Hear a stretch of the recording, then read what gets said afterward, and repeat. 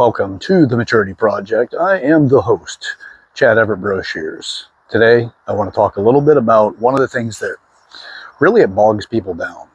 And now, mind you, I've read and studied both Freud and Jung. Psychology is a huge favorite of mine. I love it. It's one of the areas of interest that I spend a lot of time learning about. But I'm not a psychologist. I have no intentions of being that. But what I want to say, so now that I've got my disclaimers out of the way, right? Because everybody's got to have their disclaimers. Now, we talk about the ego. And I hear this all the time, especially being in the fitness industry. You hear a lot of people say, oh, that's just my ego. Or, then they create this like scapegoat thing that they punish, that they chastise it. And it's almost like, don't worry, I got it. I'm going to chastise that. Let me off on the other part, the thing that I did that may have been offensive or upset you or did. I'll take care of it. And I'm going to go out to the woodshed and I'm going to beat my ego. Nothing about human beings that has to do with like who we are, how we are, things that are built into us. Nothing is useless. There's nothing that doesn't have a purpose. Oh, hell, even the appendix, by the way, there's new literature and research out now on the appendix. Whether it's come to the point of conclusion yet or not, I don't know. I haven't seen, anybody come to that conclusive standpoint. But there's a new argument and say that the appendix actually does have a function in the body now. I'm not talking about that specifically today. I'm using this as an example because we've thought for a very long time in the medical side that the appendix was a settled science, that it is something from our evolution that our ancestors had taken, that it helped them, but not so much now. And now there's a new conversation that says, you know what, that actually it could very well still be contributory to good health. Not just something waiting like a time bomb or a grenade that'll go off on you. So that's just one part of it. So there's nothing that's an accident with us. There's nothing that is useless. There's a purpose for it. The same thing as when it comes to shame. There's a point and a value in shame. Upset. Every single emotional reaction that we have, there's a reason for them. When it comes, because we're hierarchical creatures, right? We have a way that we create our society, our communities, that we contribute to each other, and we have the positions that we'll be better at. And that's where we typically encourage people to occupy in the economic structure or the community, right? So when it comes to the ego, there's a lot there too. Now, there's a bigger conversation here. I'm not here as today. This is my declaration to wage war against the great minds of the past. That's not my intention at all. What it is that my job and what we do at the Maturity Project is we will get you to think. We're going to use and do use solid science, solid structure, solid strategies, and solid methods to mature people. And then we want to also stimulate thought because we're not at the end of all known knowledge, and all that can be known. We're not there. We have a lot more that we can learn. And we're discovering all kinds of fantastic things on a regular basis. So with that being said, not sure if you guys can hear that or not. I hope not. But then again, fail up, baby. I had no idea my neighbors would be out, using the saw. So anyway, now we'll give them 2 more seconds. And, well, let's hope you guys can hear me.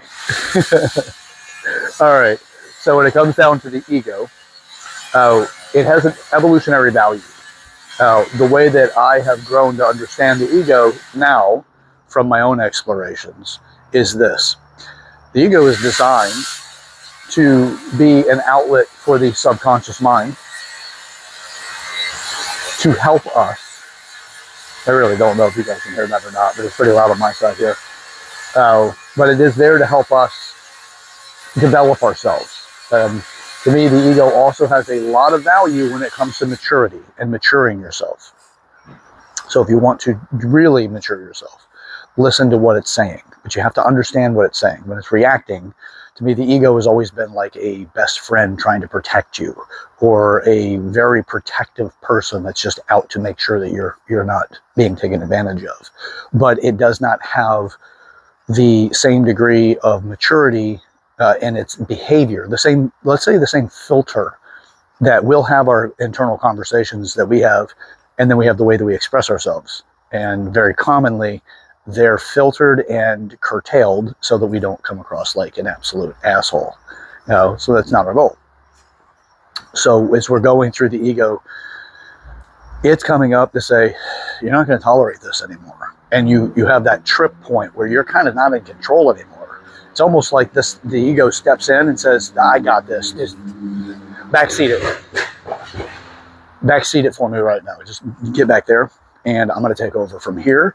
And then it's like, you know what, I'm going to let you have it. Now, a lot of times there's also the carryover from past aggressions or past transgressions that have not been resolved. And somebody just gets that accumulation of all of this stuff.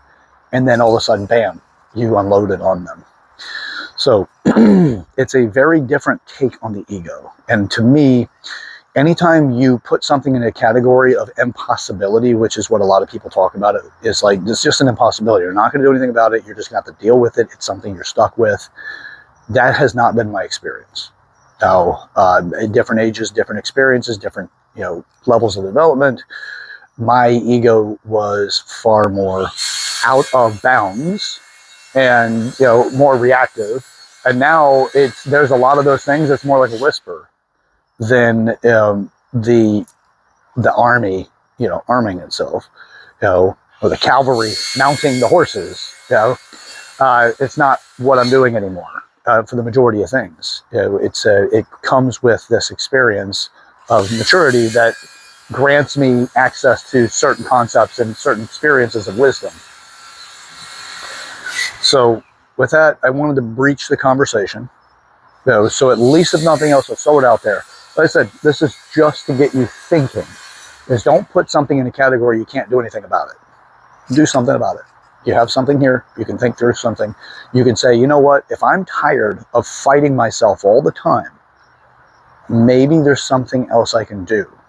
And the one that I need to listen to is speaking whenever I call it the ego.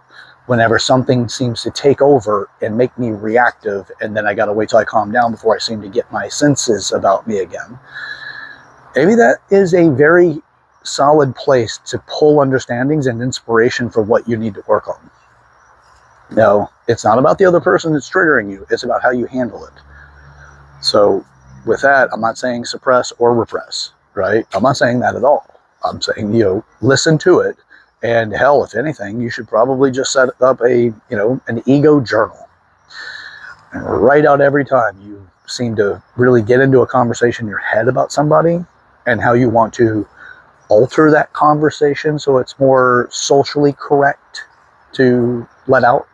I really wanted to call you an absolute asshole, but I dealt with it. Worked on it myself, and I had something to do with it. I'm not saying that I don't have those moments, but I don't react and say things to people like I did in my youth. And I didn't really do it that much then because I've always had more of a calm, cool demeanor to me. But doesn't mean that I haven't. I'm not triggered easily, as to borrow a word from more of the cool hip kids of the day. Triggered. So anyway, all right, that's it for today's conversation. The simplicity of it is, let's get to thinking. It does cost you energy when you're fighting yourself. And when you're chastising or going at your ego as if it's the enemy or something that you should be ashamed of and lock it away, you're really expending a lot of energy on something that is actually giving you a roadmap for opportunities for growth. You just have to get to work on it. So, all right, share this video with a person in your life that you want to make a meaningful conversation with, because as I say, and as I said many times before, if you want to make change, it's better to enroll the people that are close to you so they don't try to pull you back to where you've been, because if they don't know what you're up to, they know how you have been, and they'd rather see you there because they've probably seen you go through less stress when you're there than you are now in your transition, your change timeline, when you're doing something or making a break for freedom.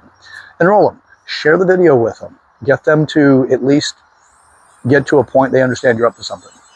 They may not join in, but at least they won't, likely they're not going to try to pull you back to who you used to be, and they'll be more supportive. So share the video, put a comment in the comment section if you want to contribute to the community, which I highly encourage because, believe it or not, quite a few people do read them. I get a lot of feedback when it comes to the comments. Now, even if you don't see it online, I get a lot of feedback when it comes to the comments offline. So if you haven't already joined the Facebook group, The Maturity Project, please jump over there and join it. I do put these videos out there as well as and starting different kinds of conversations there. But if you haven't subscribed to this and you found something of benefit, subscribe. It's a great way to start your day. If you play the video first thing in the morning, pick one of them. I'm failing up, and I'd encourage you to fail up with me. I want to give little workable tidbits or full structures on how to make change. So join in with that. All right, until next time, I'm your host, Chad Everett Brochures. This is The Maturity Project. We grow through what we go through. Yesterday's mistakes are for tomorrow's opportunities. And let's get up to something. Let's get up to it together, shall we? See you guys.